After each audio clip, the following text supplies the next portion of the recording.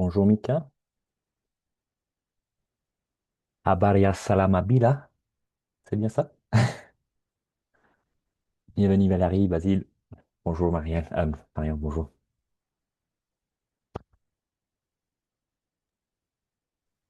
Bonjour tout le monde.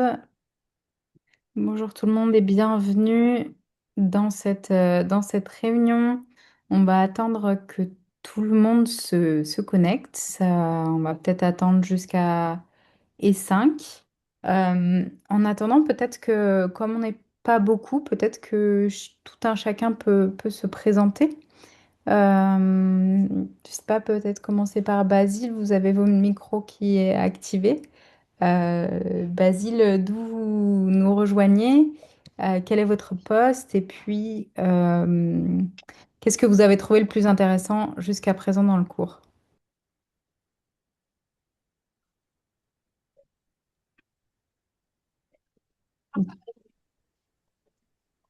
Ou peut-être Valérie? Bonjour. Oui, bonjour. Moi, c'est Valérie Zongo. Je suis responsable de projet à Elvitas Burkina. Ce que j'ai apprécié dans le module 1 du cours, notamment les vidéos que j'ai pu regarder sur l'utilisation des plaques solaires dans le système de pompage d'eau. Et aussi, il y avait des exercices pratiques qui expliquait pourquoi il est important d'utiliser des systèmes de pompage et solaire et dans quel type de zone il est préconisé de les utiliser.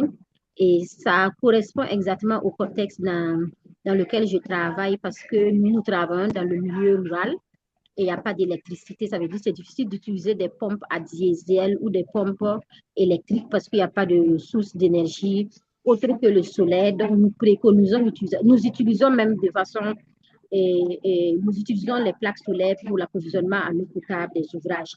Mais ce que j'ai vu ce qui m'a aussi tiqué dans le coup, c'est qu'on peut utiliser les plaques solaires pour l'approvisionnement en eau potable des fourrages qui sont et pour de grandes capacités de production. Parce que ce que nous faisons, c'est pour de petites capacités, mais j'ai constaté qu'on peut l'utiliser pour l'approvisionnement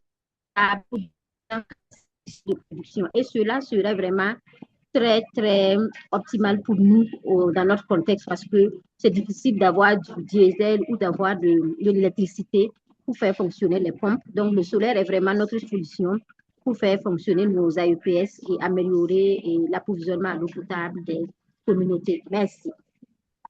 Merci pour cette présentation, Valérie. Effectivement, c'est une des améliorations des systèmes de pompage d'eau par l'énergie solaire des dernières années, hein. Avant, on mettait surtout ça sur des forages de petite capacité.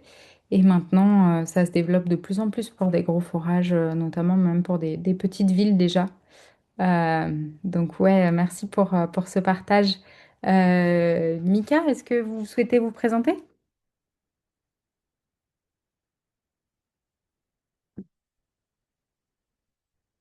Bonjour tout le monde.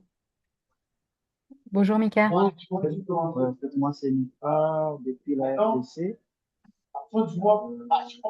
logisticien, technicien spécialisé avec MSF dans le cas de Rutshuru, précisément au Nord Kivu.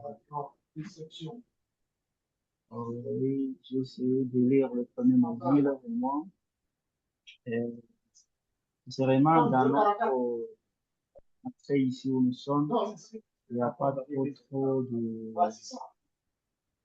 système d'approvisionnement par système solaire, mais je les ai vécus quand je travaillais dans le milieu ou Ituri et Salamabila là.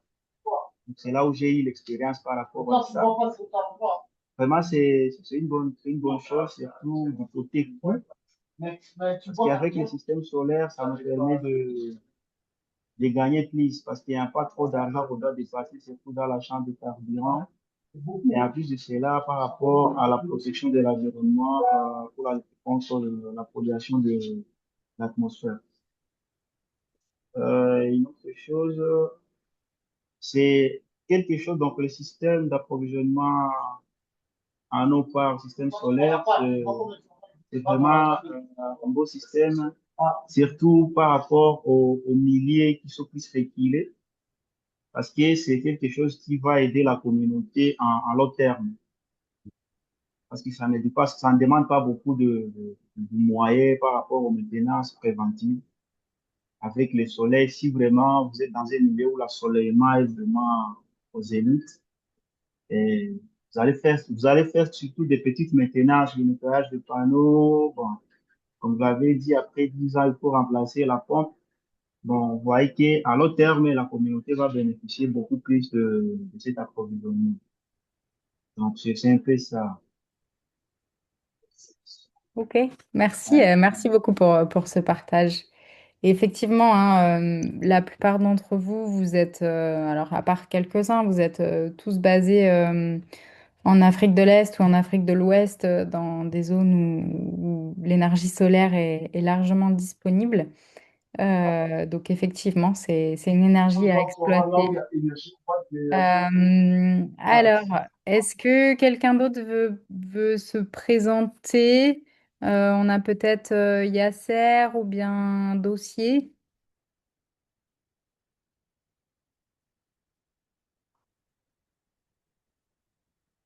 ou bien Zoé Wend Malgré.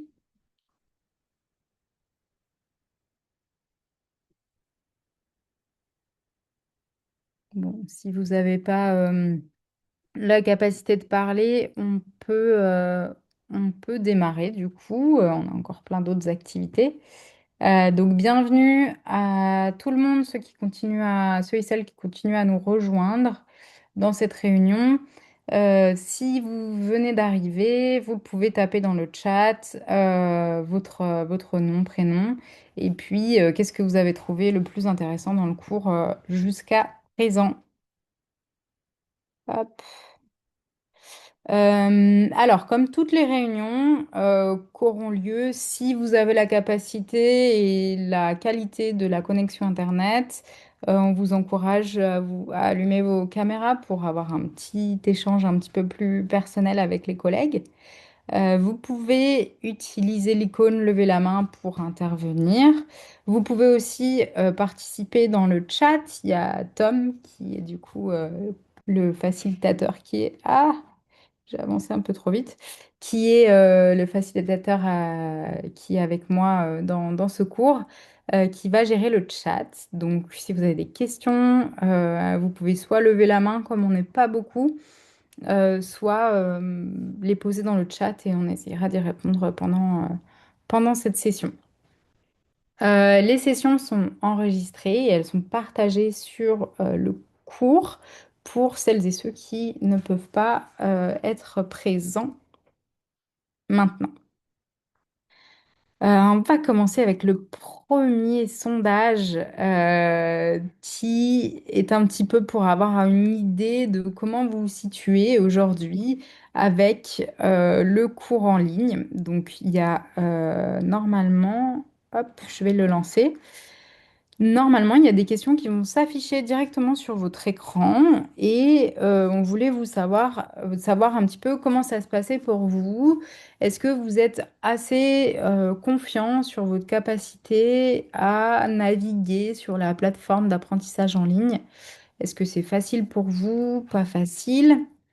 Il y a une deuxième question qui est sur est-ce que vous vous sentez confiant sur la participation dans les forums de discussion? Euh, et la soumission des devoirs, donc c'est plutôt les quiz, les quiz, les forums de discussion de manière générale. Est-ce que vous vous sentez avec ça? Hop, je vois que ça commence à se remplir. Alors, la plupart de vous, vous avez l'air d'être confiant par rapport à la navigation sur la plateforme. La participation au forum de discussion, il y a quelqu'un qui a répondu peu confiant. Euh, Est-ce que du coup, la personne qui a répondu peu confiant sur la participation au forum de discussion, Si il ou elle souhaite lever la main ou prendre la parole directement pour nous dire quelle est plutôt la problématique et je peux vous remontrer comment on fait directement si vous le souhaitez. Terminer ça, je vous partage. Bon, je vais vous repartager vite fait pour être sûr que vous savez exactement comment on fait. Alors, je crois que c'est cette page. Donc, non, ça c'est la partie en anglais, excusez-moi. Donc là, c'est la partie français. Donc, quand vous êtes sur le cours, donc normalement, on va aller...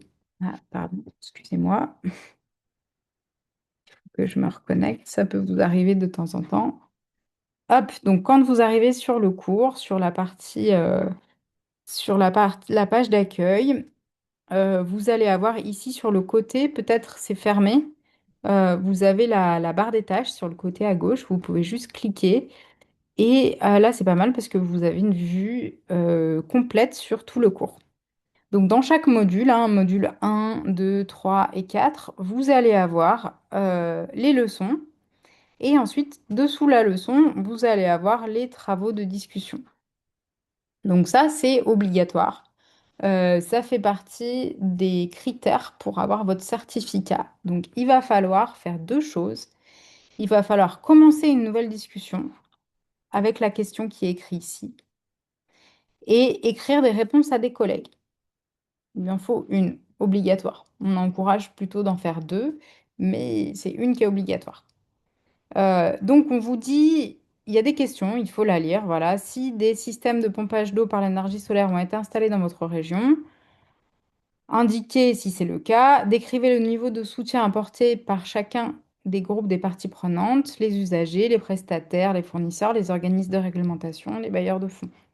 Parmi les 6 dimensions de durabilité, décrivez deux qui, selon vous, contribuent le plus à la durabilité à long terme des systèmes dans votre région.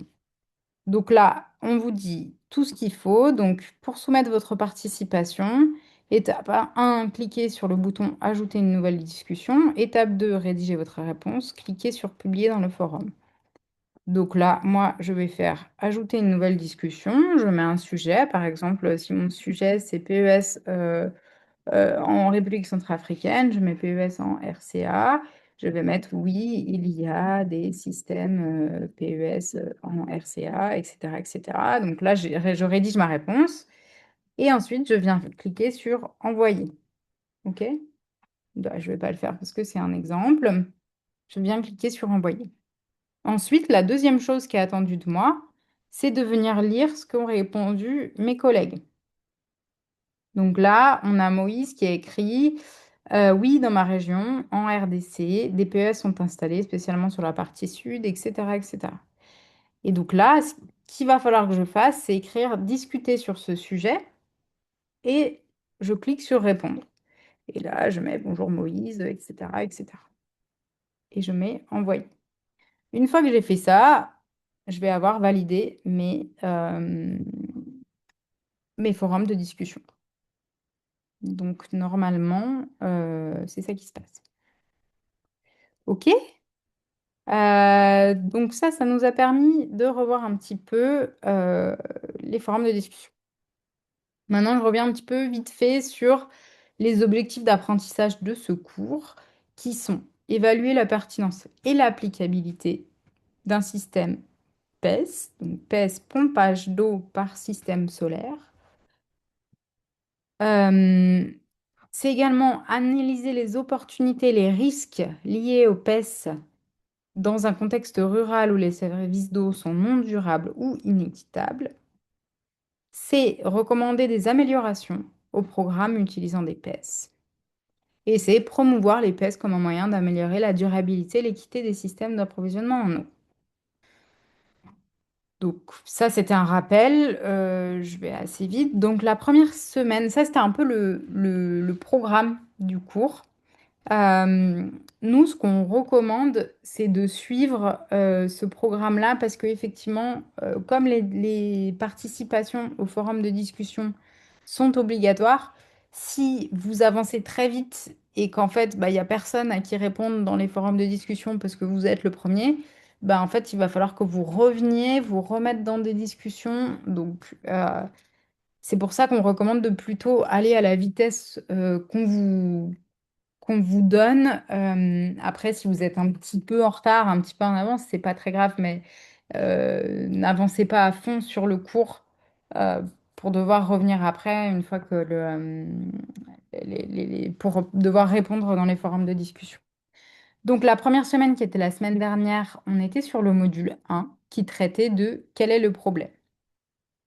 Aujourd'hui, cette semaine, en tout cas, la semaine là, du 27 juillet au 2 août, on est sur la première partie du module 2. Le module 2, il est assez long parce qu'en fait, on vient regarder qu'est-ce qui fonctionne pas. Donc, il est sur 2 semaines. Il est sur cette semaine et la semaine prochaine. Donc, c'est le thème du webinaire d'aujourd'hui. Par rapport au cours, donc il y a un autre sondage. Par rapport au cours, on aimerait bien savoir comment est-ce que vous vous sentez par rapport au programme que j'ai partagé. Est-ce que vous vous sentez un petit peu en retard? Est-ce que vous vous sentez à peu près sur la bonne voie? Ou est-ce que vous allez très très vite et que personne ne peut vous arrêter? Hop, on a l'air d'avoir un petit peu de tout. Vas-y, Tom. Juste un constat, ce que Dessier a mentionné dans le chat, qui était très impressionné d'apprendre que on peut pomper l'eau au-delà de 150 mètres avec le système à l'en entier en énergie solaire. Est-ce que voilà, c'est la limite, c'est 150 ou bien ça peut passer même au-delà de 150? Dossier qui nous Euh, joint depuis le Tchad. Ouais, il me semble que ça va à peu près dans ces eaux-là, à peu près entre 150 et jusqu'à 200 mètres. Après, en fait, vous allez le voir parce que là, on est dans le cours 101, qui est le cours d'introduction. Dans le cours de dimensionnement, vous allez voir qu'en fait, on peut aller techniquement plus loin parce que, en fait, on va être limité avec les capacités des pompes qui fonctionnent uniquement avec l'énergie solaire. Ces pompes-là, effectivement, alors les deux marques qui sont très connues, c'est Grundfos et Lorentz. Vous pouvez regarder les pompes solaires, effectivement, elles vont en général jusqu'à 150 mètres de profondeur. Maintenant, on peut utiliser des pompes classiques avec des systèmes de pompage d'eau par l'énergie solaire. Cependant, il vous faudra ce qu'on appelle un inverteur ou un onduleur pour venir modifier le courant électrique, donc passer de courant alternatif à courant continu, afin d'avoir une pompe classique qui fonctionne en courant alternatif, euh, en courant continu, pardon. Et du coup, là, il va vous falloir un système électrique un petit peu plus complexe. Voilà. Mais en tout cas, sur des pompes solaires classiques, effectivement, on peut aller jusqu'à 150 mètres. Alors, je vais arrêter le sondage et je vois qu'on n'a pas de personnes qui avancent très très vite. On est plutôt sur pas mal de monde. Alors normalement, je voulais partager, voilà. On est quelques personnes qui se sentent un petit peu en retard et quelques personnes qui sont sur la bonne voie. C'est le début du cours, donc ne vous inquiétez pas si vous êtes en retard maintenant. Il y a encore du temps pour rattraper. Euh, mais voilà, essayez de garder en tête que, il faut toujours essayer d'être plutôt comme avec le programme qu'on recommande. Ok. Donc, on va passer un petit peu plus, ça c'était un petit peu l'introduction, on va passer dans les détails avec la revue du module 1. Et j'ai encore plein de sondages pour vous. Hop, alors, comment est-ce que je peux le lancer? Pourquoi je peux pas le lancer? Alors, il faut que je fasse ça. Voilà. Alors, selon vous, quelle est l'étape initiale la plus importante lorsqu'on est confronté à un système de pompage d'eau par l'énergie solaire qui fonctionne mal? Donc, cochez toutes les options qui appliquent. La première, c'est est-ce qu'il faut mettre à niveau ou remplacer les composants du système afin d'en améliorer les performances? Est-ce que c'est évaluer si la décision initiale de mettre en œuvre un PES était adaptée au contexte? Est-ce que c'est augmenter la production d'eau pour répondre à la demande de la communauté? Ou est-ce que c'est étendre le système afin de desservir des usagers supplémentaires? Donc c'est vraiment, on est dans un contexte où on a un système de pompage d'eau par l'énergie solaire qui fonctionne pas très bien. Il y a des problèmes et qu'est-ce qu'on va faire en premier? Première étape. Hop, je vais terminer ça. La bonne réponse était évaluer si la décision initiale de mettre en œuvre un PES était adaptée au contexte. Donc là, c'est ce que vous êtes en train de faire si vous êtes déjà au module 2, c'est le processus staff qu'on va voir après, qui est là pour analyser le contexte de mise en œuvre de ce système et pour voir s'il y a toutes les conditions qui sont remplies pour que ce système soit durable. Vrai ou faux? Si un système de pompage d'eau par l'énergie solaire est techniquement faisable dans un lieu donné, on peut s'attendre à ce qu'il résolve tous les problèmes d'approvisionnement en eau dans ce contexte. Donc, est-ce que, bon, on a analysé un contexte, on a vu que techniquement, on peut installer un système de pompage d'eau par l'énergie solaire. Est-ce que il va régler tous les problèmes d'approvisionnement en eau?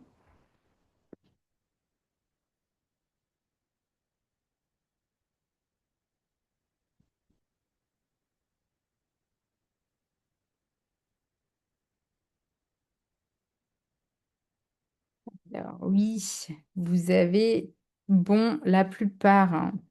C'était faux. Ouh, je vais aller un peu trop loin. C'était faux. Et effectivement, c'est encore quelque chose que on est en train de voir avec le processus staff, c'est qu'il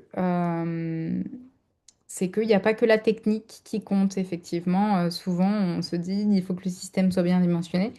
Effectivement, il faut que le système soit bien dimensionné, mais il y a plein d'autres euh, sujets, les sujets environnementaux, sociaux, financiers, qui rentrent en compte dans la durabilité et qui ne sont pas que de la technique. Notre petit sondage, quel est l'objectif principal du cadre TAF lors de l'évaluation des technologies d'approvisionnement en eau? Est-ce que c'est évaluer uniquement les performances techniques d'une technologie? Est-ce que c'est comparer les coûts et sélectionner l'option la moins chère? Est-ce que c'est évaluer la durabilité selon plusieurs dimensions et selon les perspectives des parties prenantes? Ou est-ce que c'est standardiser une solution pour l'utiliser dans tous les contextes? Vas-y, Tom. Euh, Pardon Marion, est-ce que vous pouvez me rappeler que ça veut dire TAF? T-A-F, TAF. TAF, c'est en anglais et c'est le cadre, je l'ai plus tard. Ah, donc l'acronyme, c'est plutôt l'acronyme de l'anglais. Ouais, Le TAF, T-A-F, c'est l'anglais. ouais. Et en français, ça veut dire autre chose. C'est Ok. le cadre d'analyse. Je l'ai plus tard, là, je vous le donnerai exactement. C'est le cadre d'analyse d'applicabilité d'une technologie. Hop.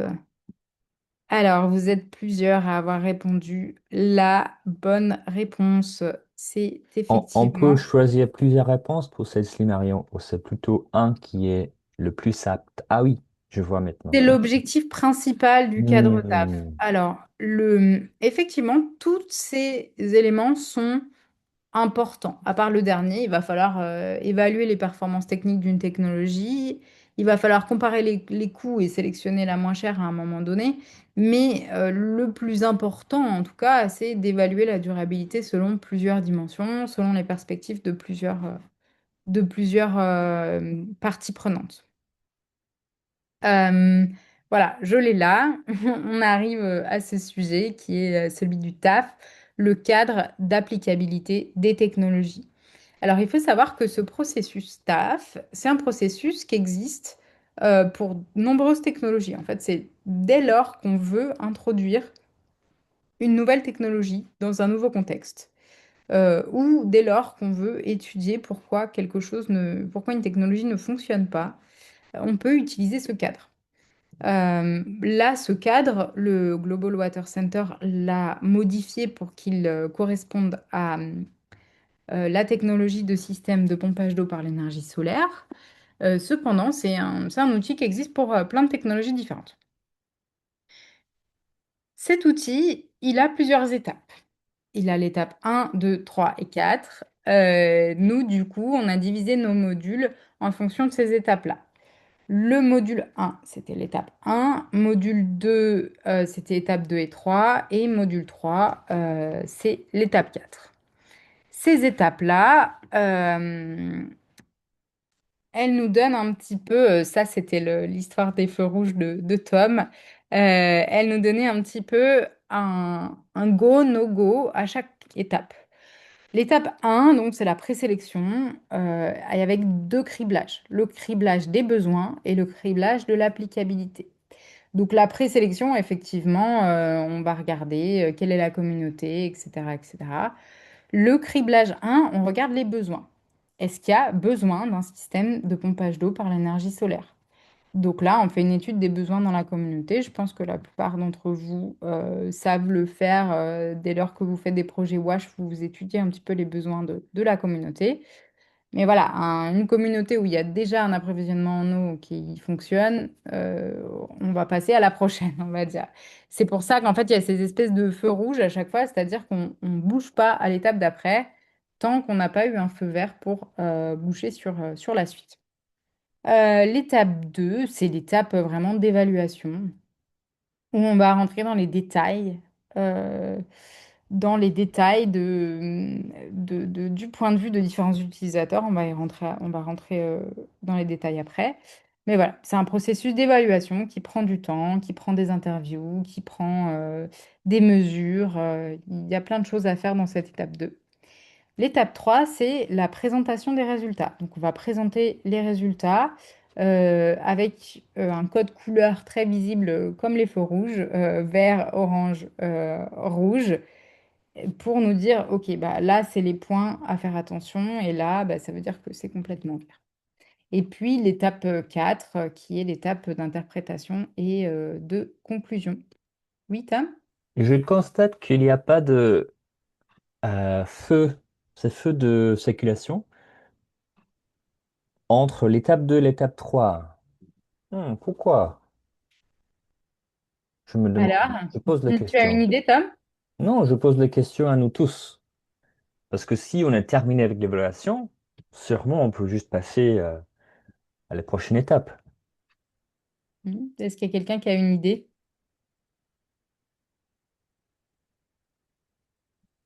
Oui, moi je pense, c'est Monsieur Dollar. Bonjour, Dola. Oui, bonjour. Je pense que on fait l'évaluation. L'évaluation, c'est la collecte de données, le traitement des données. Après avoir traité les données, il faut présenter les résultats de l'évaluation. C'est à la suite des échanges du Hmm. présentateur de l'évaluation, c'est les résultats de ces échanges-là qui vont nous permettre de décider si on passe à l'étape suivante. Donc, je prends l'étape de l'évaluation comme un mécanisme de collecte de données, de traitement, de constitution, des éléments qui vont permettre de faire la présentation et ensuite passer, avant de demander le feu vert, sur le processus d'implémentation de la technologie. Ouais, super. C'est exactement ça. Merci, Dola. Du coup, voilà. Enfin là, c'était aussi un petit peu le résumé de quelle est la question qu'on se pose. En fait, à l'étape 1, vraiment, on se pose la question de quel est le problème? Quel est le problème qu'on essaye de résoudre avec notre système PES? Dans le module 2, on vient regarder qu'est-ce qui fonctionne, qu'est-ce qui fonctionne pas. Et dans le module 3, on va vraiment venir nous dire qu'est-ce qu'on peut faire par rapport à ce qui fonctionne ou ce qui fonctionne pas. Qu'est-ce que nous, on a la capacité de modifier, sur quoi est-ce qu'on peut jouer avec notre projet pour venir faire que bah, les choses fonctionnent à la fin. Le cadre d'applicabilité des technologies, il étudie le point de vue de trois acteurs différents. Donc, il y a le point de vue des usagers, ou on peut les appeler les acheteurs, parce que là, c'est vraiment le cadre d'applicabilité des technologies. Une nouvelle technologie, souvent, voilà, quand on achète un ordinateur, bon, souvent c'est un acheteur. Bon, là, dans le cadre d'un service de l'eau, souvent on dit plutôt un usager. Donc ça va être les membres de la communauté, les groupes de femmes, les communautés de gestion de l'eau, les agriculteurs, et les groupes vulnérables. C'est important d'ajouter les groupes vulnérables parce que on va venir analyser tout ce qui est volonté et capacité de payer le service de l'eau. Donc effectivement, on va venir analyser les plus vulnérables.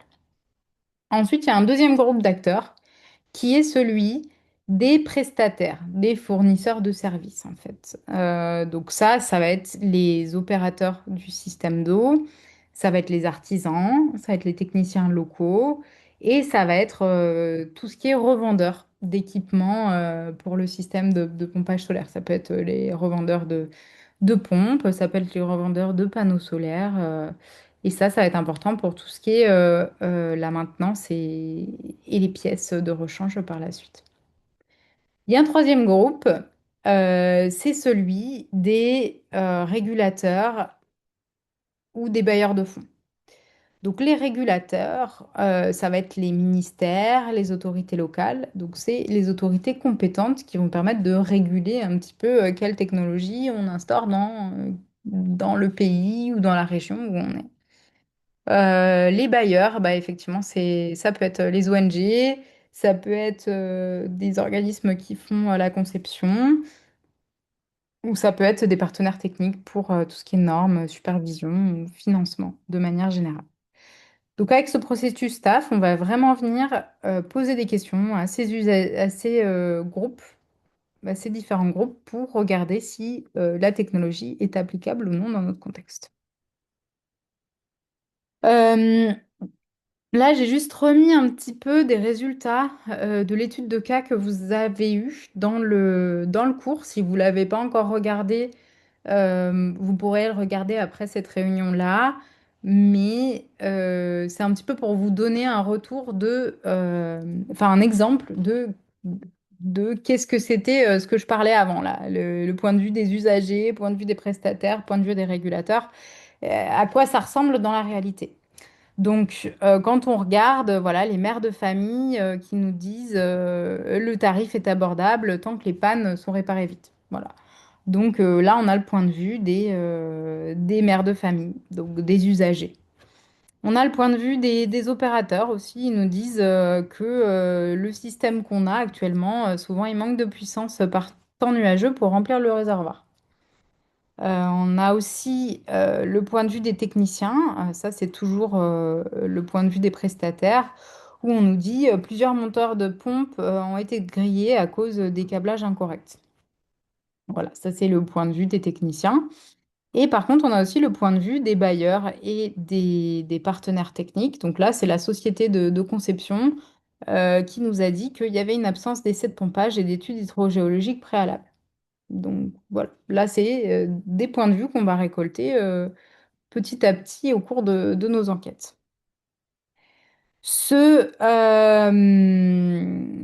taf, à la fin, ce qu'il va faire, c'est qu'il va nous donner un code couleur. Donc le code couleur, il est assez simple, c'est comme un feu rouge. Euh, Quand on est en vert ou en plus, on est favorable. Et la signification, c'est une valeur élevée ou neutre des caractéristiques positives qui soutiennent la durabilité du PES. Donc, par exemple, dans le cadre du point de vue des usagers, là, on avait les mères de famille qui nous disaient que le tarif était abordable. Donc, ça, c'est plutôt un feu vert pour nous dire que, bah, ok, c'est favorable pour l'installation d'un système de pompage d'eau par l'énergie solaire. On a le orange avec un zéro qui veut dire peu favorable. Ça, c'est compatible mais présente un risque potentiel. Doit faire l'objet d'un suivi ciblé. Là, par exemple, c'était notre technicien qui nous disait que par temps nuageux, il y avait des problèmes pour faire monter l'eau dans le réservoir. Donc c'est compatible, mais il y a un risque quand il y a un peu de nuages. Voilà, donc c'est pas un gros problème, mais ça reste quand même un petit peu un élément à suivre par la suite. On a le rouge, non favorable, qui dit incompatible avec la durabilité, présente un obstacle ou un facteur d'échec majeur. Donc dans les exemples, on n'en avait pas, mais par exemple, ça pourrait être on est dans un pays où le gouvernement n'autorise pas la mise en place de systèmes de pompage d'eau par l'énergie solaire. Bah voilà, là c'est vraiment non favorable. On n'a pas le droit d'en installer parce que le gouvernement veut pas. Voilà. Donc c'est bête, mais ça peut avoir des raisons, hein. Peut y avoir 1000 raisons pour lesquelles on n'autorise pas. Et voilà, bah du coup, c'est pas du tout favorable et ça présente un facteur d'échec majeur de mise en œuvre de cette technologie.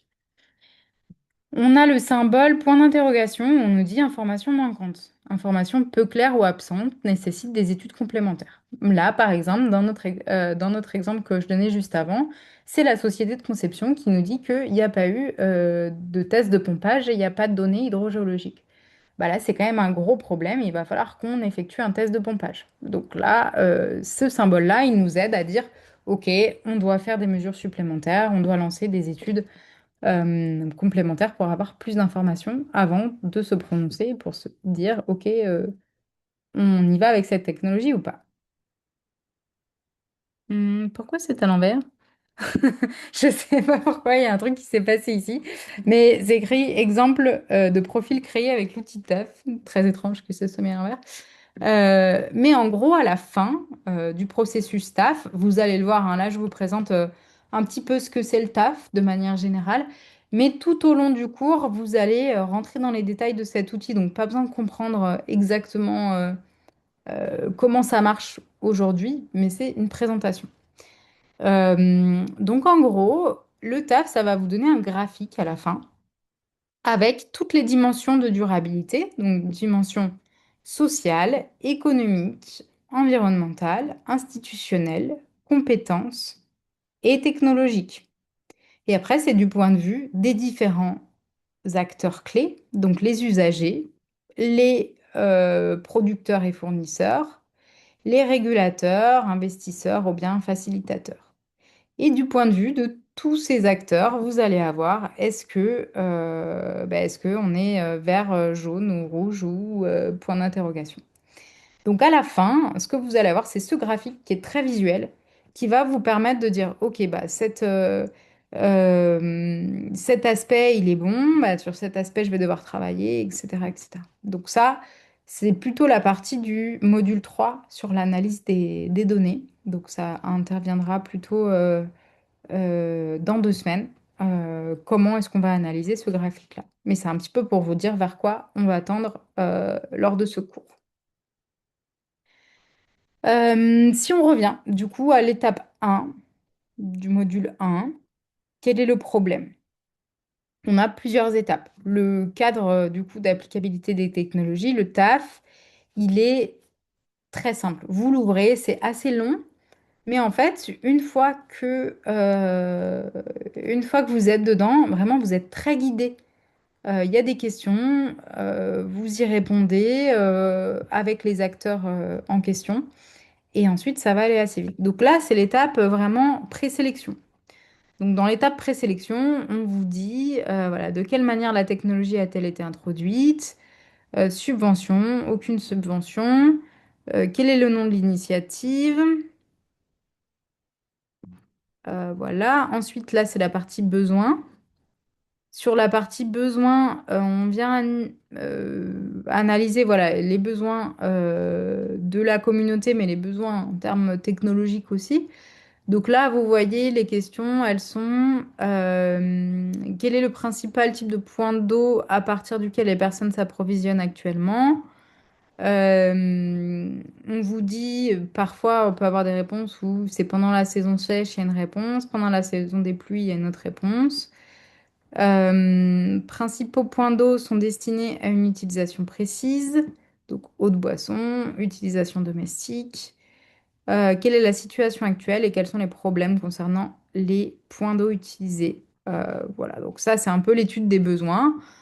Bon, pas besoin de rentrer dans les détails là pendant cette réunion, mais en gros, voilà, c'est pour vous venir remplir ces différentes cases pour étudier le besoin. Là, il y a encore un petit peu des informations. Donc voilà, quels sont les problèmes? On vous demande si il y a une pénurie quotidienne, s'il y a une pénurie saisonnière, si c'est trop loin à pied, si la qualité de l'eau est très mauvaise, soit en termes bactériologiques, soit en termes de turbidité, salinité, etc. Euh, Quels sont les principaux problèmes que les pompes solaires pourraient résoudre? Ça, c'est important. Parce que effectivement, euh, si votre... alors, j'essaie juste de me mettre tac, comme ça. Voilà, quels sont les principaux problèmes que les pompes solaires pourraient résoudre? Ça, c'est important. Parce que effectivement, s'il n'y a aucun problème que les pompes solaires peuvent résoudre, eh ben, on va juste s'arrêter là. C'était le feu rouge dont on parlait. À quel groupe d'usagers la technologie est-elle destinée? Donc là, soit c'est les familles, communautés, institutions. Les pompes solaires peuvent-elles apporter le niveau de service requis en termes de capacité technique? Oui, non, etc. Donc voilà. L'applicabilité. Donc là, normalement, on a terminé le criblage 1. Le criblage 2, c'est l'applicabilité. Donc dans l'applicabilité, on va voir un petit peu le type de questions qu'on se pose, notamment, on en parlait tout à l'heure, c'est connaît-on bien les conditions hydrogéologiques et les systèmes aquifères au niveau des sites proposés? Donc oui, partiellement, non, par exemple. Là, bah, on était dans le cadre de non. Les équipes d'évaluation des eaux souterraines au niveau desquelles les forages pour pêche doivent être réalisés ont-elles émis des doutes ou des inquiétudes? Oui, oui, certaines sont critiques, oui, certaines sont semi-critiques, non, toutes sont sûres, etc. Y a-t-il des risques associés à la qualité des eaux? Donc vraiment, au début, on a analysé, voilà, est-ce qu'il y a un besoin? Et en deux, est-ce que techniquement, à première vue, c'est applicable avant de rentrer dans les détails? Ça va nous permettre de nous donner notre premier feu rouge. Euh, et ça va nous dire, OK, bah, s'il y a un besoin, on avance. Par contre, si bah, du coup, toutes les nappes phréatiques, elles sont en niveau critique, peut-être bah, on va pas partir là-dessus. Donc voilà, ça, c'est notre premier feu rouge. OK, petite pause, sondage. Euh, J'essaie de retrouver mon sondage. C'est plutôt là un... Ah non, c'est pas un sondage, mais c'est quels sont les facteurs qui, selon vous, rendent l'utilisation de l'énergie solaire favorable? Vous pouvez utiliser vos expériences personnelles ou bien l'expérience, le cas d'étude du cours, qui est le cas de Madagali. Je ne sais pas si certains d'entre vous ont des idées de quels sont les facteurs qui rendent l'utilisation de l'énergie favorable.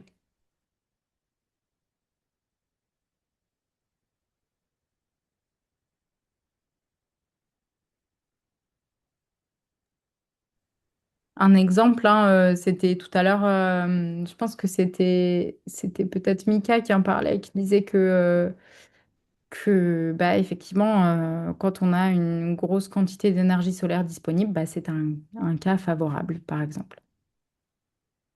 Vous avez d'autres idées? Je sais pas, Tom, tu lèves la main?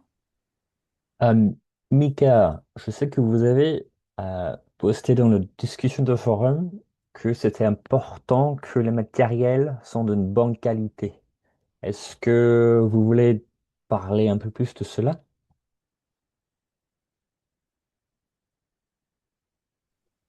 Bon, en fait, par rapport à ça, je me suis basé sur l'expérience que nous avons ici chez nous avec Médecins Sans Frontières. En fait, C'est vraiment, nous utilisons beaucoup plus de pompes solaires, qui sont hybrides solaires, voilà. Alors, on avait fait déjà l'étude de marché, on a mis un cahier de charge et on a sélectionné l'entreprise Grande, Grande Fosse qui nous livre de pompes solaires. Il y a aussi Lorenz. Lorenz. Alors, parfois, il y a aussi de personnes mal intentionnées.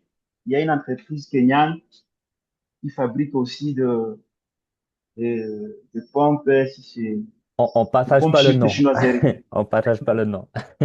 Mais Ouais, continue, des continue. entreprises, ouais, chinois, non, ouais, on partage pas les noms, voilà. Ils produisent aussi des pompes vraiment qui ne sont pas d'une bonne qualité. Alors, des fois, ou si vous tombez sur de pompes pareilles, vraiment, ça pose toujours beaucoup de problèmes, surtout parce que on livre le pompe, mais vous allez voir les contrôleurs de pompe n'est pas compatible avec la pompe en question. Donc là, en tant que technicien, vous êtes à mesure, vous êtes obligé de faire quoi? Chaque fois, changer les capaciteurs qui sont dans la pompe pour l'adapter euh, aux pompes solaires. Alors, il est important de vraiment de faire un bon choix de matériel parce que si vous ne faites pas un bon choix de matériel, ça va avoir de retombées, surtout dans les fonctionnements de- du système en question. Et cela déjà donne, s'il y a des retombées, toujours des pannes, ça va donner des mauvais cotations par rapport à l'ouvrage en question. Donc, il est mieux et beau de faire le beau choix des entreprises pour la livraison d'une qualité vraiment qui est signifiante. C'est un peu ça. Merci, merci Ouais. Nita. Merci beaucoup pour ce partage d'expérience. Effectivement, c'est aussi dans le taf, ce que vous allez voir, c'est aussi l'analyse que vous allez faire avec les fournisseurs. Donc, il y a toute une partie sur le point de vue des fournisseurs et sur la partie technique. Donc, voilà, il va falloir analyser, est-ce que dans votre pays, on a accès facilement à des pompes solaires de qualité? Est-ce qu'on a accès à des panneaux solaires de qualité? Et si on n'y a pas accès, voilà, s'il n'y a pas de revendeur aujourd'hui de pompes de qualité, est-ce que on peut travailler avec certains revendeurs pour faire que des pompes potentiellement importées soient disponibles dans votre pays à l'achat? Puisque effectivement, on va installer un système de pompage d'eau par l'énergie solaire. Mais voilà, dès qu'une pièce sera à changer, il faudra la changer avec ce qu'il y a de disponible sur le marché local. Ouais, Tom?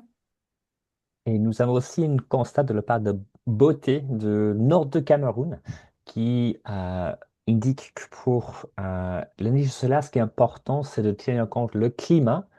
Ça veut dire que là, au nord de Cameroun, Beauté indique qu'ils ont 9 mois sur 12 mois de soleil par an, donc pas toute l'année.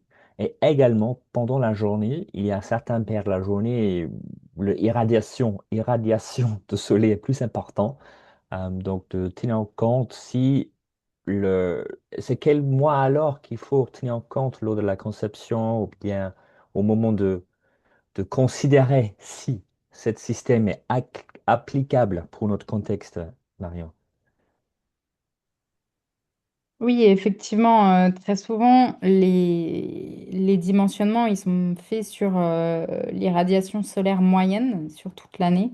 Et ça, c'est un défaut de conception, puisque effectivement, on va avoir des types de problèmes là qu'on avait de l'opérateur nous faisait part de certains jours quand il y a des nuages, et ben, l'eau ne monte pas au réservoir.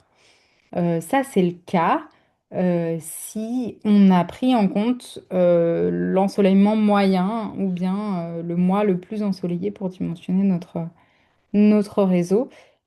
Souvent, ce qu'on fait, c'est qu'on prend justement le mois le moins ensoleillé. Donc, quand Beauté nous disait, voilà, il y a 3 mois sur 12 où il n'y a pas d'ensoleillement, en fait, on va prendre ces 3 mois-là pour dimensionner, on va prendre le pire de ces 3 mois-là pour dimensionner notre système, pour être sûr que dans ces 3 mois-là, l'eau monte au réservoir. L'eau montera forcément lorsqu'il y aura plus de soleil. Euh, donc, euh, donc voilà, effectivement, Mika disait il faut prendre le moins ensoleillé. C'est une bonne réponse.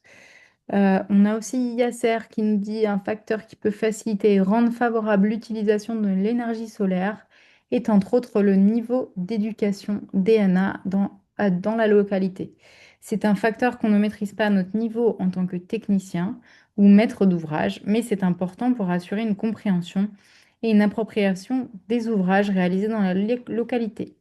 Cependant, techniquement, on parlera plus des éléments comme le taux d'ensoleillement par localité, la qualité des éléments, onduleurs, panneaux, bombe-pompe par rapport au nombre de pannes. Donc oui, effectivement, c'est des choses dont on a discuté. Le niveau d'éducation, alors oui, effectivement, ça va jouer dans la compréhension des usagers. Après, on va demander moins de compréhension, j'imagine, aux usagers qu'aux opérateurs. Donc il y a aussi quelque chose de très important, c'est le niveau d'éducation, le niveau de plutôt de capacité de connaissance de l'opérateur. Parce que on peut avoir un niveau d'éducation faible, mais avoir de très grandes capacités de technicien pour ce qu'on demande sur place. Donc voilà, ça peut jouer. Euh, je vais avancer avec la prochaine question qui est exactement l'inverse, qui est quels facteurs rendent l'utilisation de l'énergie solaire peu favorable? Est-ce que vous avez dans vos expériences ou bien dans le cas d'études eu des expériences où bah, les systèmes PES, ils n'ont pas très bien fonctionné et pourquoi?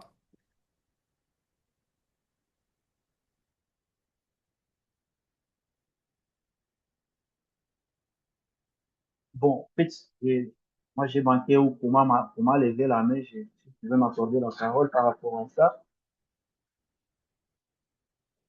Par expérience, surtout si vous faites mal votre dimensionnement, vous pouvez avoir de bons matériels, mais si vous ne faites pas un beau dimensionnement, cela peut donner des dysfonctionnements de votre système. Et le dimensionnement ne nécessite pas, ne se résume pas seulement sur la partie électrique, mais même aussi sur la partie géologique, si je peux dire comme ça. Donc, si vous devez d'abord chercher, comme l'a dit là, les nappes aquifères, avoir de bonnes connaissances sur votre nappe aquifère. En plus de cela, vous dimensionnez aussi votre système. Mais si vous ne parvenez pas à faire le beau dimensionnement vraiment, cela va donner de mauvais impacts à votre ouvrage. Ça, c'est l'expérience que j'ai eue. Parfois, il y a on veut faire de systèmes solaires pour alimenter des pompes. Vous allez voir, on va vous envoyer un kit complet. Donc, il y a les pompes avec le panneau. Alors, la question qu'on se pose, le fournisseur, lui, il livre le panneau. Est-ce qu'il connaît, il a fait le dimensionnement solaire, combien de panneaux seront utilisés par rapport à l'assolement du millier? Oui, il a fait ce dimensionnement par rapport à la capacité de la pompe, la puissance des pompes. Bon, la puissance de ces panneaux peuvent faire fonctionner la pompe en question. Mais est-ce qu'elle a tenu compte par rapport à l'irradiation solaire du milieu où sera installé ce système? À plus de cela, quand j'ai essayé de lire ce module aussi, on a essayé de différencier les pompes solaires. Ça va? Il y a les pompes centrifuges et les pompes volumétriques.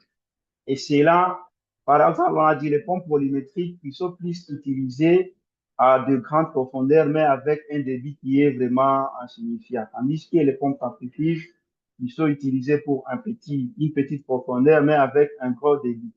Alors, vous allez voir, on va vous envoyer le kit au complet, ça tenir compte de tout cela. Alors, cela crée vraiment des graves problèmes par rapport au système, surtout dans des terrains. Voilà.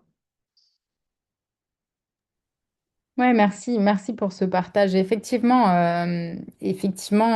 des fois, on a toujours tendance à vouloir déléguer certaines tâches, notamment les tâches de conception, et après, ça donne des problèmes par la suite parce qu'en fait, on ne maîtrise pas vraiment ce que le fournisseur a fait exactement comme dimensionnement. La recommandation que nous, on peut faire, c'est effectuer toujours vos dimensionnements vous-même. Si vous avez un ingénieur chez vous, que, voilà, que le dimensionnement entier du système soit fait chez vous et qu'ensuite les commandes ou bien les appels d'offres soient vraiment qu'on impose en fait notre dimensionnement au prestataire qui fait la construction. Donc en fait, si vous avez fait vos dimensionnements pour le pire mois de l'année d'ensoleillement et que vous avez défini qu'il vous faut une telle puissance en sortie pour faire fonctionner la pompe, voilà, c'est cette puissance-là que vous allez demander à votre fournisseur de panneaux solaires. Idéalement, ce que vous allez faire, c'est que vous allez lui demander, voilà, il me faut 12, 13, 14 panneaux de 540 watts crête. Il faut regarder, voilà, quel est le standard dans votre pays, parce que des fois, le standard, c'est 420, des fois, le standard, c'est 540. Bon, en ce moment, c'est plutôt 540 à peu près partout. Voilà, vous allez dire, il me faut 11 panneaux de 540 et vous lui imposez ça. Et après, lui, bon, voilà, peut-être il va vous dire, bah, je trouve pas du 540, j'ai que du 420. Donc, vous allez refaire votre calcul pour dire, OK, avec des panneaux de 420, il m'en faut pas 11, il m'en faut 18, par exemple. Donc, vous refaites vos calculs, vous lui redonnez les informations. Donc, ouais, effectivement, donc là, dans ce que vous disiez, Mika, le facteur qui rend l'utilisation de l'énergie solaire peu favorable, finalement, c'est les capacités ou les connaissances des fournisseurs, là, pour le coup. Euh, voilà, donc parfois, ben, en tant que ONG ou bien en tant que régulateur, en tant que bureau d'études, on doit compenser le manque de capacité du côté des fournisseurs. Merci en tout cas pour ce partage, c'était très riche. N'hésitez pas à continuer à partager ça dans le chat si jamais vous avez eu des expériences avec des facteurs qui rendaient l'utilisation de l'énergie peu favorable dans votre pays. N'hésitez pas à le partager dans le chat. Ça, c'était un exemple de Tom dans un de ses anciens travaux où il était en RDC et il y avait un système de pompage solaire qui avait été installé dans une localité où bah, là, c'était l'approvisionnement en eau de la localité. Donc, vous voyez, en plus, il y avait la queue pour aller chercher l'eau. Et effectivement, bah, du coup, déjà, il fallait marcher loin. L'eau était de qualité très doutable. Vous l'imaginez bien, c'était une petite source là qui arrive au niveau du robinet qui est là. Euh, Peut-être vous allez mieux le voir si je le fais là. Voilà, là il y a un petit robinet. Mais effectivement, quand vous voyez la qualité de cette eau, vous vous rendez bien compte que là, au niveau des besoins, on va être quand même plutôt élevé et on aura un feu vert à ce niveau-là. Euh, Ça, je sais pas pourquoi tu nous avais mis ça là, Tom. Je me rappelle plus. Mais bref, j'imagine que c'était là où était construit le système. Euh, voilà, c'était juste pour illustrer le fait que le point d'eau était super éloigné de la communauté. Euh, donc voilà, au niveau besoin, on était quand même pas mal. Je reviens avec mes petits sondages. Selon vous, quel est un élément essentiel à la durabilité des systèmes d'eau par pompage solaire? Est-ce que c'est la qualité de la technologie solaire? Est-ce que c'est la compréhension de l'hydrogéologie locale. Est-ce que c'est une capacité de pompage plus élevée ou est-ce que c'est une installation rapide? Alors, je suis d'accord qu'il y en a plusieurs qui peuvent être répondus, mais essayez de penser quels sont les éléments les plus essentiels dans la durabilité.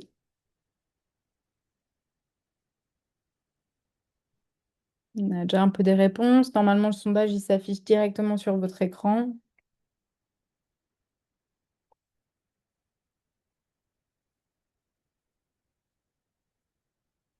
Hop, alors vous êtes, la plupart ont répondu les deux premières, qualité de la technologie solaire, effectivement, on vient d'en parler, c'est important.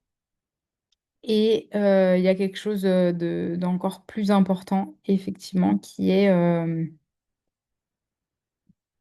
me semble qui est la compréhension de l'hydrogéologie locale. Alors, effectivement,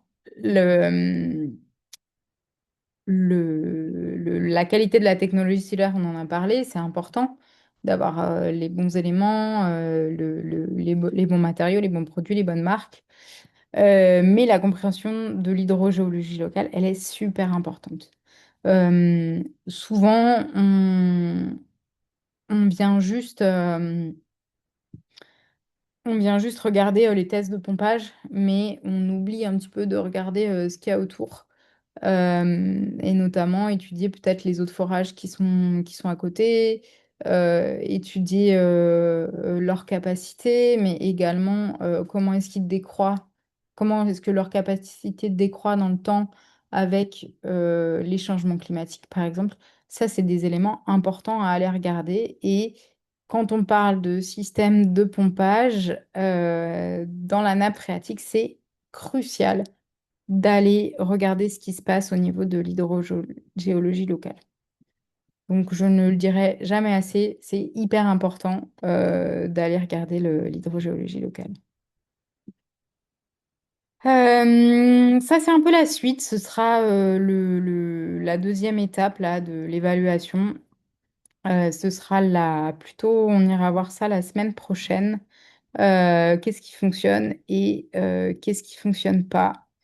Donc voilà, ça c'est le graphique un peu en blanc avec toutes les dimensions, toutes les perspectives. Et donc bah, la semaine prochaine, vous allez venir regarder comment est-ce que vous allez remplir ces éléments et donner des couleurs à chaque case. Et donc là, ouais, je l'ai déjà dit, le module 3 ça sera présenter les résultats et les analyser. Hop. Et je sais que Tom, il aime bien cette image. Voilà, ça nous donnera plein de feux rouges. Là, comme ici, dans ce schéma, vous avez plein de feux rouges, verts, orange. Et bah, vous aurez pareil dans la réalité avec plein de feux rouges. Il faudra essayer d'identifier où aller à partir des feux rouges, verts et oranges. Du coup, ça sera j'ai les anciennes dates. Pourtant, je les avais changées. Très bizarre. Bon, je reviens au tout début pour que vous voyez ce qui se passe la semaine prochaine. Je l'avais présenté au tout début. Là, la semaine prochaine, du coup, on sera en semaine 3. Ce sera la continuation du module 2. Et du coup, le prochain webinaire, on ira regarder vraiment comment remplir ce taf et rentrer dans le processus d'évaluation. Voilà, donc là, je crois que... hop, on va essayer de... Je vais partir plutôt sur la fin.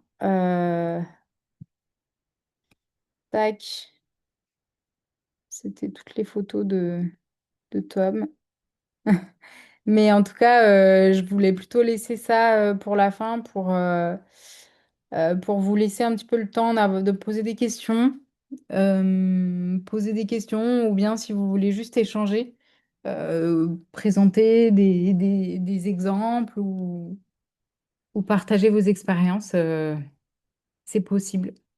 pas s'il y a des questions.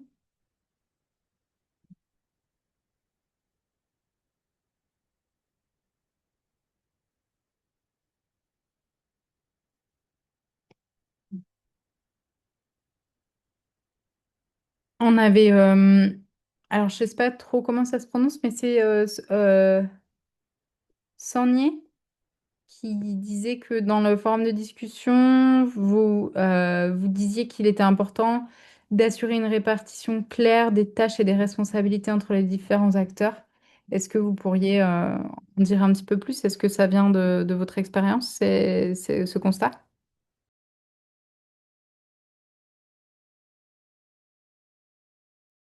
Allô? Oui, Bonjour. oui, bonjour. Maintenant, vous pouvez répéter la question, s'il vous plaît. Dans le forum de discussion, vous mentionniez que, il fallait une répartition claire des tâches entre les différents acteurs, des tâches et des responsabilités entre les différents acteurs. Est-ce que vous voudriez en dire plus? Est-ce que ça provient d'un constat de votre propre expérience? Ok, cela provient d'un constat que nous avons observé ici dans certains projets, lorsque les répartitions des tâches ne sont pas bien définies, euh, nous constatons que chaque acteur intervient indirectement dans, en tout cas, dans des tâches qui ne doivent pas être, en tout cas, qui ne sont pas dans le domaine. Je prends le cas ici. Si dans le système en question, si on doit faire, le système est composé, il y a le bailleur qui finance, ensuite il y a des entreprises qui sont là pour gérer les systèmes, aussi les entretiens et tout. Et enfin aussi, il y a la population qui est là aussi, qui utilise le système aussi, participe aussi à l'entretien. Dans certains cas aussi, c'est le bailleur, le fonds qui, à travers le ministère ici, qui vient intervenir dans les entretiens. Et dans certains cas aussi, en faisant cela, je sais pas comment dire, comment trouver le mot, en, En faisant cela, en il été- empêche peut-être les ouais, autres ils acteurs de empiètent, s'investir. ouais, ils empêchent les autres acteurs d'intervenir ici. Donc, souvent, ça pose beaucoup de problèmes. Ici, lorsqu'il y a un problème comme cela, puis s'il y a un problème comme cela, c'est l'entreprise en question qui est chargée de faire l'entretien. Mais vu que déjà, les acteurs qui font et des mandataires du bailleur de fonds interviennent dans l'entretien et qu'il y a un problème, on ne sait plus qui a réglé, qui est venu et puis qui a causé le problème. Ça crée un cafouillage ici, en tout cas, dans, comment il a dit ça, dans, mm, au niveau de la résolution du problème en question. Et bon, j'ai l'impression que j'essaie de m'évader un peu dessus, mais en tout cas, en quelque sorte, ce que je voulais dire, c'est que si lorsqu'on met un système en place et qu'il y a, en tout cas, il y a des problèmes, c'est celui qui est chargé de régler ces problèmes qui doit régler. Quand quelqu'un d'autre qui n'est pas chargé de faire, vient intervenir ici et que le problème n'est pas résolu, qu'on cherche à savoir qu'est-ce qui s'est passé, on n'arrive pas à trouver, on sait plus maintenant la personne qui est venue intervenir ne se montre plus. Donc, ça crée des problèmes, on ne sait plus maintenant qui est intervenu et personne ne veut se déclarer. Hmm. Oui, oui, C'est dans, effectivement. c'est dans ces, Merci. sur ce constat que c'est ce fait que nous avons constaté dans certains projets ici. Ouais, merci. Merci beaucoup pour ce partage. Effectivement, hein, la répartition des tâches entre les acteurs, elle est cruciale, elle est très importante. Euh, c'est un constat hein, que vous faites effectivement parfois les bailleurs de fonds ou bien les ONG. ils veulent peut-être presque trop contrôler finalement les activités. Et en faisant ça, en fait, ils empêchent peut-être l'opérateur sur le terrain de faire son travail correctement, puisque au niveau des usagers, ça crée une confusion sur qui est responsable de quoi. C'est effectivement surtout au niveau des usagers, hein. Les usagers, ils ont besoin de voir l'opérateur.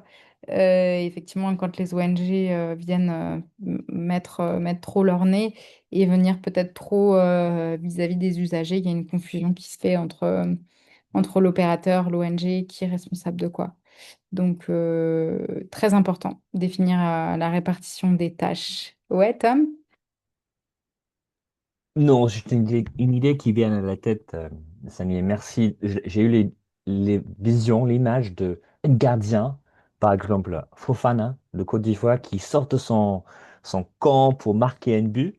Il n'arrive pas et du coup, son goal est vide et l'autre qui marque. Donc, c'est très important, comme tu dis, que ceux qui ont la responsabilité restent à sa responsabilité pour pas créer de confusion.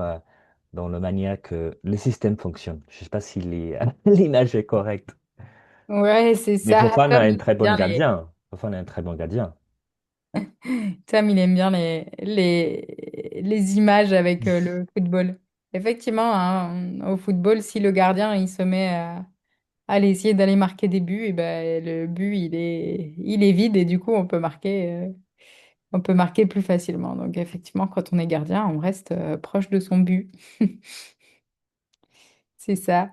Est-ce qu'il y a des questions? Ça peut être sur plein de choses, hein, des questions sur le contenu du cours ou des questions sur comment faire avec la plateforme, comment faire pour poster dans le forum de discussion. Voilà, sentez-vous libre de poser les questions que vous voulez. Ça peut être dans le chat ou ça peut être... vous pouvez juste prendre la parole, on n'est pas beaucoup, hein. Vous pouvez juste désactiver votre micro et parler.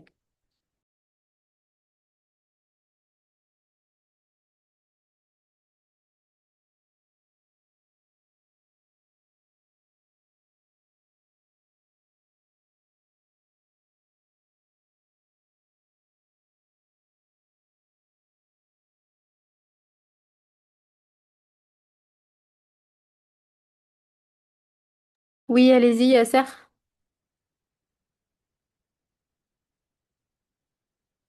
Ok, merci pour la parole. Et bon, j'avais, je pourrais dire, un cas à partager avec le groupe. Et c'était par rapport à la question qu'on avait eu à faire juste avant. Un facteur qui peut empêcher ou ne pas faciliter plutôt voilà, l'utilisation d'un système solaire. Donc, moi, je voulais dire que souvent, c'est par rapport même au projet. Il y a des projets même la manière c'est structuré, l'option même du solaire est déjà d'ores et déjà écartée. Je prends le cas, par exemple, d'une expérience sur un de nos projets. Et pour alimenter des villages, je dirais de 90 000 ou presque 100 000 personnes. Donc, c'est plusieurs villages. Donc, le but, c'est de mettre en place un système qui va pouvoir alimenter tous ces villages. Donc, de la manière dont le cadre logique, le cahier de charge est formulé, on doit réaliser un forage à gros débit de 20 à 50 mètres cubes par heure, faire une petite station de traitement au chlore et faire la pose de conduite pour alimenter maintenant un château d'eau en béton armé qui varie souvent de 150 mètres cubes à 600 mètres cubes. Et on fait maintenant des bonnes fontaines qui sont reliées à ce système-là pour pouvoir alimenter un peu partout dans les différents villages. Donc, dans ce genre de système, déjà, l'option du solaire qui demande au départ un grand investissement. Moi, ma préoccupation, c'est par rapport à ce genre de projet. Est-ce que l'investissement initial, souvent dans ces projets où on écarte carrément le solaire, est-ce que l'investissement de base même demandé pour pouvoir d'éviter le débit nécessaire pour remplir ce château et pouvoir assurer l'alimentation en eau, est-ce que c'est pas souvent ce facteur-là qui empêche même souvent la mise en place de ces systèmes-là? Parce qu'habituellement, quand on voit les systèmes solaires, c'est plus un petit forage métallique et un petit forage de débit 2 à 5 ou 10 mètres cubes avec un château d'eau métallique. En fait, le système solaire pour pouvoir, pour pouvoir faire fonctionner le système. Mais quand l'envergure du projet même est- augmente, le solaire n'est plus trop pris en compte. Oui, je pense il y a plusieurs choses. Merci pour cette question et un petit peu suggestion. Je pense il y a plusieurs aspects. Donc là, par exemple, vous allez le voir dans le taf avec l'outil qu'on vous propose. Euh, Déjà, est-ce que le solaire peut être envisagé et ou intéressant? C'est-à-dire que, par exemple, si vous travaillez dans une zone où il y a de l'électricité qui est présente, enfin, il y a un réseau électrique qui est présent, dans ce cas-là, le solaire sera très peu rentable, on va dire, puisque l'investissement, effectivement, de base est plus important. Donc, est-ce que il ne faut pas juste partir sur un pompage dit classique? Dans ce cas-là, ça peut être une piste. Euh, Dans le cas où il y a déjà peut-être un approvisionnement en diesel, par exemple, je ne sais pas si vous êtes dans une très grande ville et que l'approvisionnement en diesel n'est pas un problème, peut-être que l'opérateur il va juste choisir d'avoir un générateur avec une pompe classique parce que moins d'investissement. Alors c'est vrai que sur le long terme, ben ouais, le diesel ça coûte cher et du coup bah, ça va coûter plus cher sur le long terme, mais en tout cas, l'investissement est peut-être moins cher.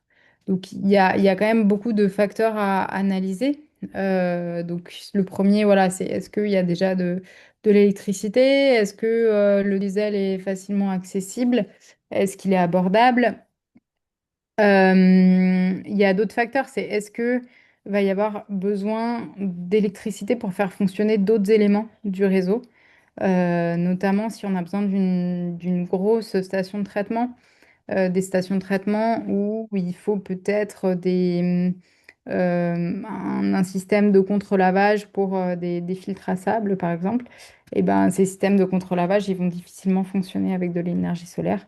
Donc, dans ce cas-là, voilà, quitte à avoir un générateur, autant en utiliser un seul.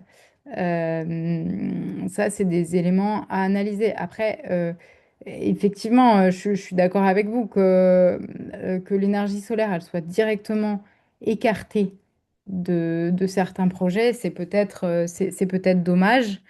Euh, c'est peut-être dommage et peut-être qu'il faut une analyse un petit peu plus approfondie de coût versus bénéfice. C'est-à-dire qu'effectivement, un système de pompage d'eau par l'énergie solaire coûte plus cher à l'investissement.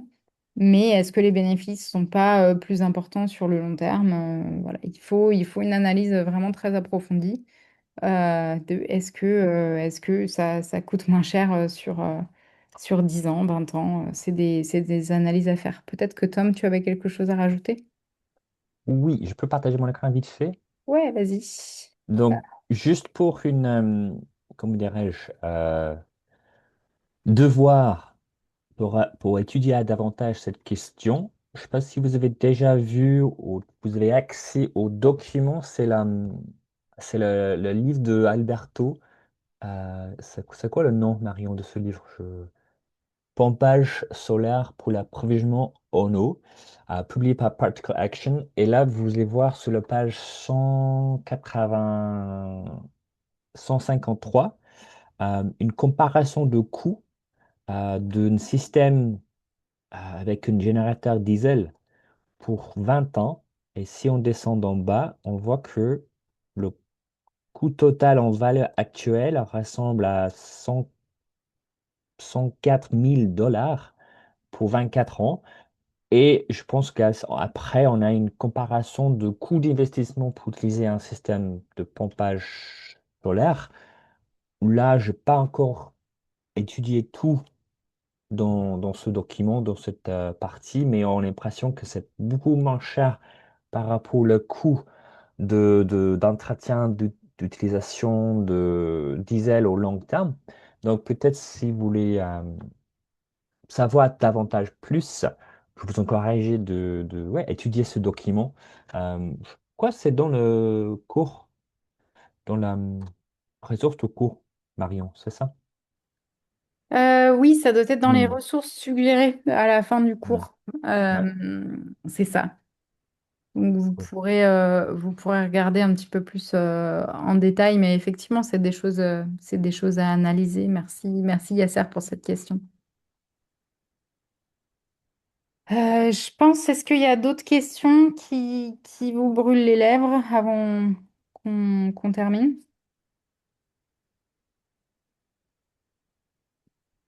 On a de devoirs, Marion, pour la Des- semaine prochaine. Non. Hmm. Ah, À part juste le forum de discussion. Ok, d'accord. forum de discussion et puis le quiz. Super. Voilà, Quiz, forum de discussion, d'accord. c'est ça. Allez-y. Et bah, n'hésitez pas à nous écrire, que ce soit à moi ou bien à Tom, si jamais vous avez quelques problèmes ou autre chose. Voilà. N'hésitez Ok. pas à nous écrire. Vous pouvez aussi poser vos questions dans la partie questions et réponses du cours. Je ne l'ai pas encore regardé, Et, mais je vais le ouais. regarder tout de suite pour Et voir s'il y en a. si vous êtes avec nous jusqu'à la fin, sachez que cet webinaire est enregistré et bientôt sera publié pour que vous pouvez le visualiser après. Donc, s'il y a personne qui nous joindre un peu plus tard, je vois Serge Cambalé, pas de souci. Le, le session est enregistré et sera bientôt disponible, j'imagine demain matin pour regarder après. Ouais, et ben, je vous remercie à toutes et à tous. Et puis, je vous dis à tout bientôt dans le cours ou dans les forums de discussion. Bonne journée! Merci. Au revoir.